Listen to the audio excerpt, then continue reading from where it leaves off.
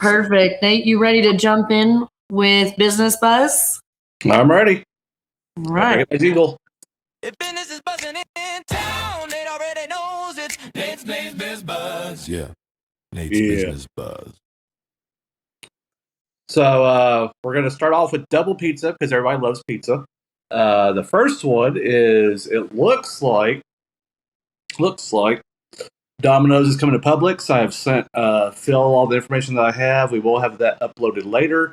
But based on PlanHub, which is a construction's general contractors use this site, there is an official listing. It is number 544527. It pops up. For people that have PlanHub, they will verify what I have.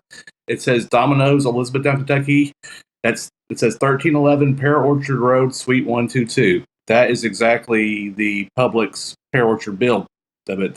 That's it.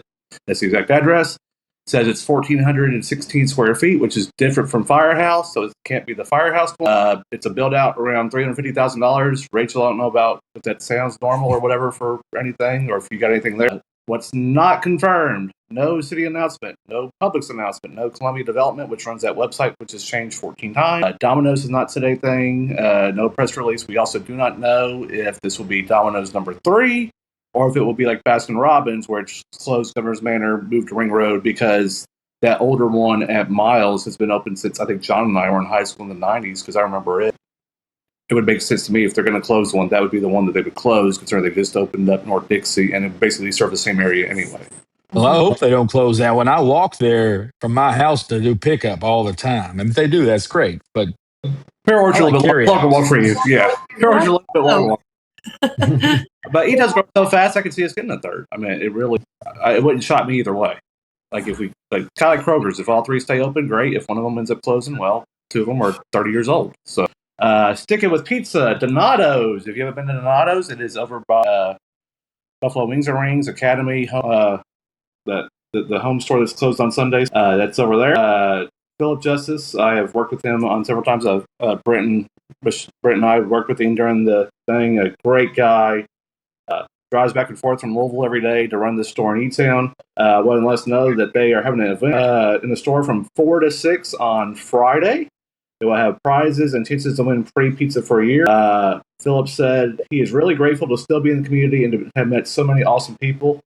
Thank you for what you all do. So we appreciate Donato's. And this had nothing to do with this. I didn't even know he was having his thing this week, but as soon as I got back from Gatlinburg on Sunday, Courtney and I were so tired, didn't want to do anything, so we picked up Donato's, and then he saw on Courtney's Facebook, and he wished her a happy birthday before I did, which was not cool as a fellow dude, kind of awkward, but it's okay.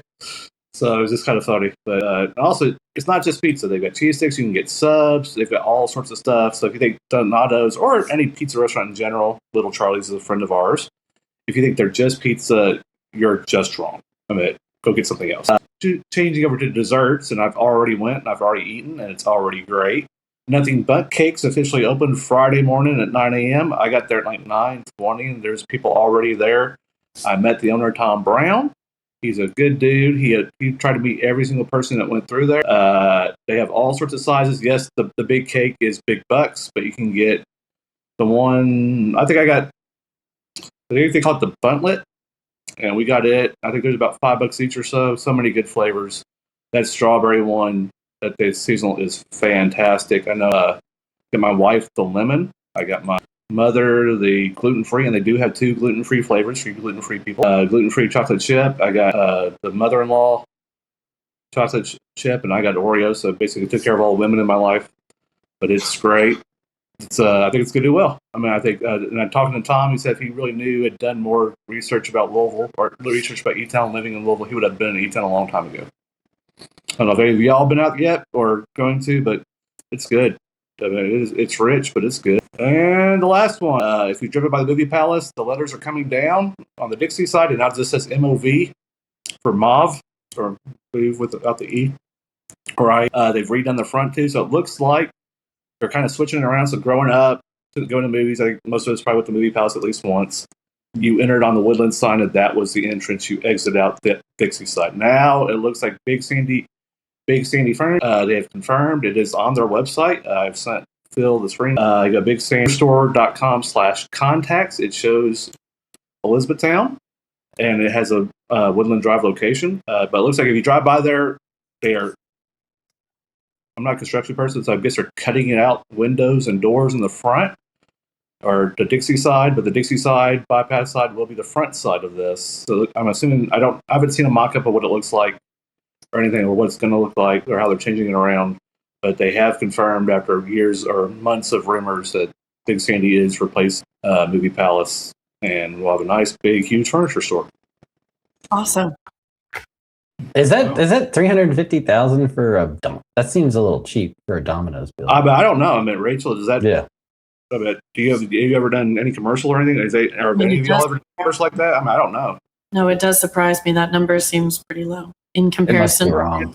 Yeah, I think you must have a typo there. Or there must be, something left out of that picture, because, I mean, that unless it's a very small facility, it could be just a very small standalone type Domino's approach. In which case, that would be more understandable. And I don't know what a build out means as far as if it's just things it's set and somebody else setting it up. Yeah, so build out basically means that unit is going to be gravel floors and just walls.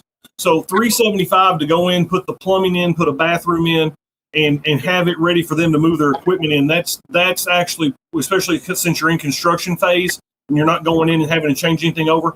That's pretty reasonable, because they're basically going to white box that. They're going to plumb it. They're going to put the concrete floors in, and then Domino's will then bring in their counters, whatever they're going to have, equipment, everything else. It's not figuring in to get it ready to open, or to equip to be open. That's true. So if you walk by K-Pot, the rest of that building looks like it's still in that phase that Britt was just talking about. Yeah. And so, and that's generally speaking in the commercial property, especially the restaurant realm like that, you have a lot of people that own the property. They leave it like that, and then they have a price that's called white box ready. So obviously white box for a boutique is going to be different than white box for a restaurant or for a bar or for a bookstore. It's going to be based on what that type of business will need. Interesting. Good to know. Thanks, Brett. Not that I've looked at what it would cost to open a restaurant or white box one or anything like. Not that I would have any idea. Just saying. And what about the Big Sandy, Nate? Is there a timeline? I have not seen one. They don't list one. Just going by, it looks like there's still a lot to do. I mean, the few times I've seen inside, it's just barren where they flattened it out. I think they originally had said 2026. That's the only date I'd ever seen. But obviously, we still have 7-8 months still. I mean, and I'm sure they can get it done in 8 months. Gotcha. They have not announced it. I haven't seen any hiring. I haven't seen any grand opening date. Speaking of grand openings, Nate, with all the different businesses that you reach out to and stuff, specifically restaurants, do you really see the local people actively going and sticking, or is it like a shiny object, or just it's something new that they'll try and then it dies off, or what do you kind of see there? This one will be interesting because I think people said the same thing about Crumble, because it said, that's a strange location. It's a niche, because they aren't the cheapest cookies. They aren't. But they are good. And I'll go several times a year. And if I'm hosting a party, a birthday, anniversary, they're great. Is it something is it just like grabbing a box of Chips Ahoy at Dollar General? Of course not. But neither is K-Pot. And I know people have been to K-Pot several times over. Is it cheap? No, I think it cost me $100 for me imported. Yeah.